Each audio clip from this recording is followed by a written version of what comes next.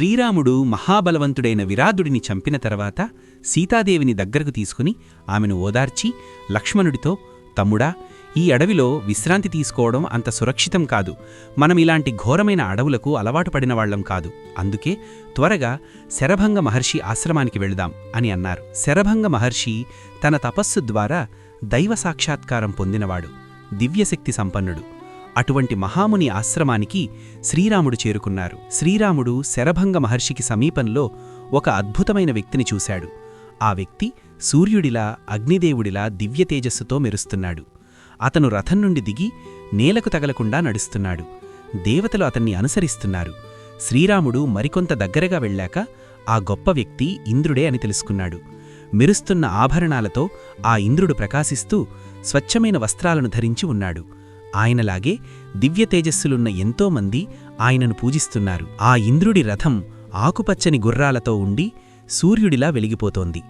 ఆ దేవతల రాజు యొక్క గొడుగు తెల్లని మేఘంలా గుండ్రంగా ప్రకాశిస్తూ రంగురంగుల దండలతో అలంకరించబడి శోభించింది. ఇద్దరు దివ్యాంగనలు బంగారు కాడలున్న విలువైన వింజామరలు పట్టుకుని ఇంద్రుడికి ముందు భాగంలో ఇరువైపులా నుండి ఆయనకు సేవ చేస్తున్నారు. గంధర్వులు, దేవతలు, సిద్ధులు, ఎంతోమంది మహర్షులు ఆకాశంలో ఉన్న ఇంద్రుణ్ణి స్తోత్రాలతో కీర్తిస్తున్నారు. ఇంద్రుడు శరభంగ మహర్షితో మాట్లాడుతుండగా చూసి శ్రీరాముడు ఆ ఇంద్రుని రథాన్ని లక్ష్మణుడికి చూపిస్తూ, లక్ష్మణ, ఆకాశంలో ఉన్న ఆ అద్భుతమైన రథాన్ని గమనించు. ఆ రథానికి 4 దిక్కులలోనూ 100 మంది చొప్పున గొప్ప యువకులు ఖడ్గాలను ధరించి ఉన్నారు. రూపురేఖలను బట్టి వారు 25 సంవత్సరాల వయస్సుగల యువకులుగా కనిపిస్తున్నారు. దేవతలు ఎప్పుడూ 25 సంవత్సరాల వయస్సుగల వారిలాగానే ఉంటారని ప్రతీతి. ఈ యువకులు చూడడానికి చాలా ఆకర్షణీయంగా ఉన్నారు. లక్ష్మణ, నేను వెళ్ళి ఆ రథంలో వెలుగుతున్న గొప్ప వ్యక్తి ఎవరో తెలుసుకుని ఒక్క క్షణంలో వస్తాను. అంతవరకు మీ వదిన సీతతో నీవిక్కడే ఉండు అని పలికి శ్రీరాముడు శరభంగ ఆశ్రమానికి బయలుదేరాడు. ఆ ఆశ్రమం వైపుగా వస్తున్న శ్రీరాముడిని చూసి దేవేంద్రుడు శరభంగ మహర్షి దగ్గరకు వచ్చి ఆయనతో రహస్యంగా, శ్రీరాముడు ఇటు వస్తున్నాడు. ఆయన ఇక్కడికి రాకముందే నేను ఇక్కడి నుండి వెళ్ళిపోతాను. ఆయన వహించిన దీక్ష పూర్తయిన తర్వాత మేము కలుసుకోవడం మంచిది. దేవతలకు కూడా కష్టమైన గొప్ప కార్యాన్ని ఆయన సాధించవలసి ఉంది. ఆ గొప్ప కార్యం నెరవేరిన తర్వాత నేను ఆయన్ని దర్శిస్తాను అని చెప్పి ఆ మహర్షికి ఆదరంగా వీడుకోలు పలికి తన రథమెక్కి స్వర్గానికి వెళ్ళాడు. ఇంద్రుడు వెళ్ళిపోయిన తర్వాత శ్రీరాముడు సీతాలక్ష్మణులతో కలిసి హోమ విధులను ఆచరిస్తున్న శరభంగ మహర్షి దగ్గరకు చేరుకుని సీతారామలక్ష్మణులు ఆ మునికి పాదాభివందనం చేసి ముని అనుమతితో ఆసనాలపై కూర్చున్నారు. ఆ తర్వాత ఆ ముని వారిని యథోచితంగా సత్కరించాడు. అప్పుడు శ్రీరాముడు ఇంద్రుడి రాకకు కారణమేమిటని ఆ మహర్షిని అడగగా శరభంగముని ఆ విషయాన్ని గురించి రాముడికి వివరంగా ఇలా వివరించారు. ఇంద్రుడు బ్రహ్మదేవుడి ఆజ్ఞ ప్రకారం నన్ను సత్యలోకానికి తీసుకుని వెళ్లాలనుకుంటున్నాడు. ఇంద్రియాలను జయించని వారు ఆ లోకానికి వెళ్లడం అసాధ్యం. తీవ్రమైన తపస్సు చేసినందున నాకు ఆ శక్తి లభించింది. త్వరలో నీవిక్కడికి రానున్న సంగతిని యోగదృష్టితో తెలుసుకున్నాను. అందుకే నీ రాక కోసం 1000 కళ్లతో ఎదురుచూస్తూ నీ దర్శనం పొందిన తర్వాతే సత్యలోకానికి వెళ్లాలని నిర్ణయించుకున్నాను. నా తపస్సు ఫలాలన్నిటినీ అతిథివై ఇక్కడికి వచ్చిన నీకు సమర్పిస్తున్నాను అని అన్నారు. అప్పుడు శ్రీరాముడు, మహర్షి, నీవిచ్చిన సర్వలోక ఫలాలను నేను స్వీకరిస్తాను. ఈ అడవిలో మేము నివసించడానికి అనువైన ప్రదేశమును నీ నుండి తెలుసుకోవాలనుకుంటున్నాను అని అన్నారు. అప్పుడు శరభంగముని, రామ, గొప్ప తేజస్వి, ధర్మనిరతుడైన సుతీక్ష్ణ మహర్షి ఇక్కడికి దగ్గరగా ఉన్న వనంలోనే నివసిస్తున్నాడు. ఆ మహానుభావుడు మీకు సహాయం చేయగలడు. ఈ మందాకినీ నదీ తీరం వెంబడి వెళ్ళండి. ఇదే మీరు వెళ్లవలసిన మార్గం. కాని రామ, ఒక్క క్షణం. నిన్ను దర్శించడానికే నేను ఇంతవరకు నీ ఈ శరీరంతో ఉన్నాను. ఇప్పుడు నిన్ను దర్శించి ధన్యుడనయ్యాను. కనుక నేను ఈ శరీరాన్ని త్యజిస్తాను. చూడు అంటూ శరభంగ మహర్షి అగ్నిని ప్రతిష్ఠించి బ్రహ్మవేద మంత్రాలను పఠిస్తూ నేటితో హోమాలను చేసి ఆ మహర్షి ఆ అగ్నిలో ప్రవేశించాడు. ఆ తర్వాత ఆ మహాత్ముని శరీరంలోని వెంట్రుకలు, కేశములు, ముసలితనానికి చేరిన చర్మం, ఎముకలు, రక్తమాంసములు మొదలగున వాటినన్నిటినీ అగ్ని దహించివేసింది. ఆ దృశ్యాన్ని చూసి సీతారామలక్ష్మణులు చాలా ఆశ్చర్యానికి లోనయ్యారు. వెంటనే శరభంగ మహర్షి 15 సంవత్సరాలు మించని బాలుని రూపంలో అగ్నితేజస్సుతో ప్రకాశిస్తూ ఆ అగ్నిగుండం నుండి వెలువడి దివ్యలోకాలను దాటి అతడు బ్రహ్మలోకానికి వెళ్ళాడు. శరభంగుడు సత్యలోకంలో సభాసదులతో కూడి ఉన్న బ్రహ్మదేవుణ్ణి దర్శించాడు. పితామహుడు ఆ ద్విజుణ్ణి చూసి సంతోషించి, మహర్షి, మీకు సుస్వాగతము అని పలికారు. శరభంగ మహర్షి దివంగతుడైన తరువాత వైఖాసనులు, వాలఖిల్యులు, సంప్రక్షాలుర్లు, మరీచిపులు, చాలామంది అస్మకుట్టులు, పత్రాహారులు, దంతోలూఖలులు, ఉన్మజ్జకులు, గాత్రశయ్యులు, అశయ్యులు, అభ్రావకాశులు, సలిలాహారులు, వాయుభక్షులు, ఆకాశనిలయులు, స్థండిలసాయులు, వ్రతోపవాసులు, దాంతులు, అర్ధపటవాసులు, జపశీలులు, తపోనిత్యులు, పంచపోన్వితులు మొదలగున మునీశ్వరులందరూ కలిసి శ్రీరాముని వద్దకు వచ్చారు.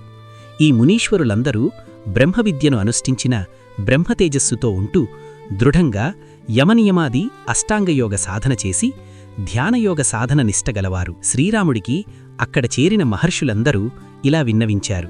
సాటిలేని మహావీరుడైన శ్రీరామా, నీవు ఇక్ష్వాకు వంశంలో శిరోమణివి. నీవు అందరికీ ప్రభువువి. నీ కీర్తి పరాక్రమము మూడు లోకాలలోనూ ప్రసిద్ధిగాంచినవి. నీ పితృభక్తికి సాటిలేదు. సత్యపాలనము సాటిలేనిది. ధర్మనిరతి అపూర్వం. మేము ఆర్తులమై నిన్ను అర్థించడానికి వచ్చాం.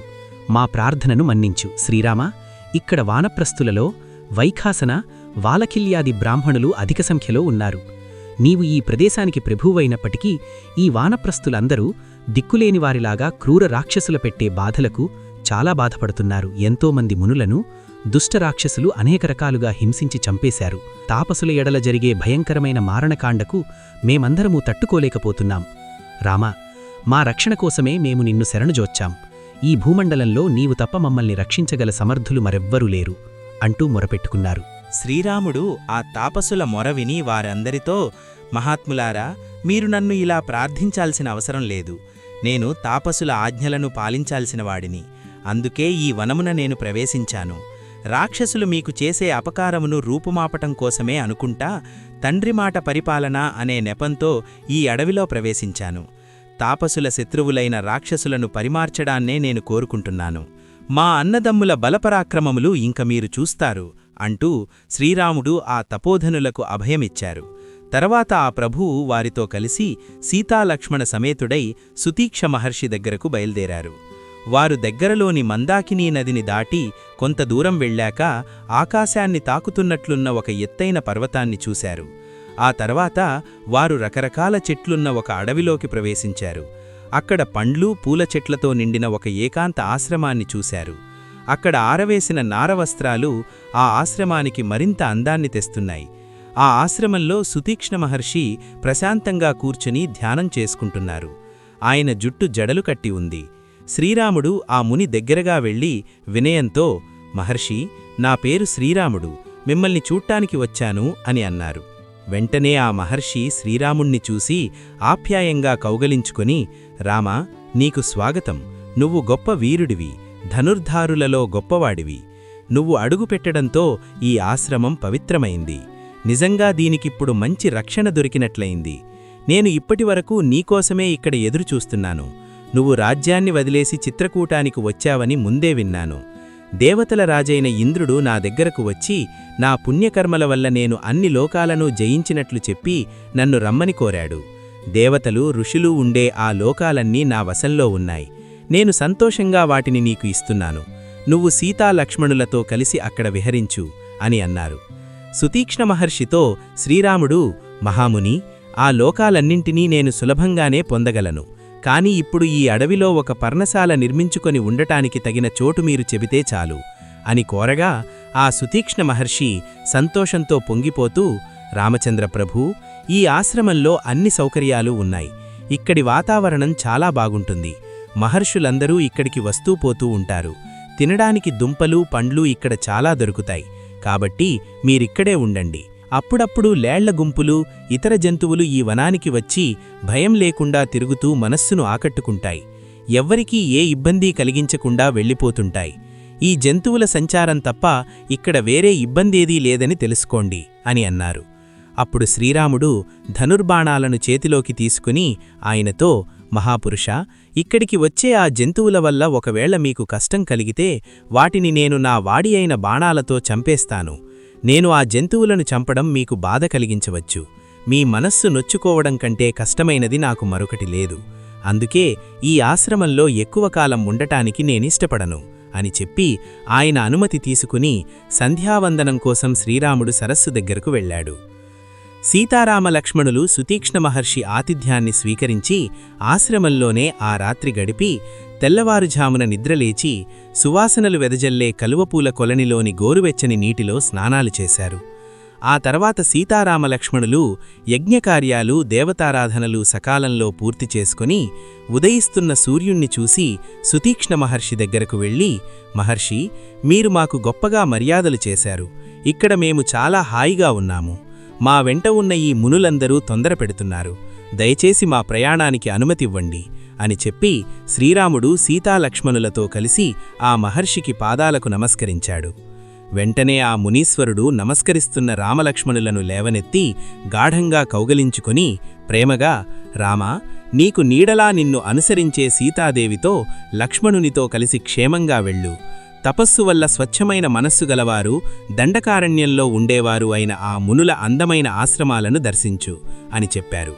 శ్రీరాముడు సీతాలక్ష్మణులతో కలిసి ఆ మహర్షికి ప్రదక్షిణ చేసి నమస్కరించి అందంతో వెలిగిపోతూ తమ దివ్య తేజస్సుతో ఆ రామలక్ష్మణులు ధనస్సులు పట్టుకుని సీతతో కలిసి ముందుకు నడవసాగారు. ఈ వీడియో ఇంతటితో సమాప్తము. తరువాతి భాగంతో మళ్ళీ కలుస్తాను. జై శ్రీరామ్.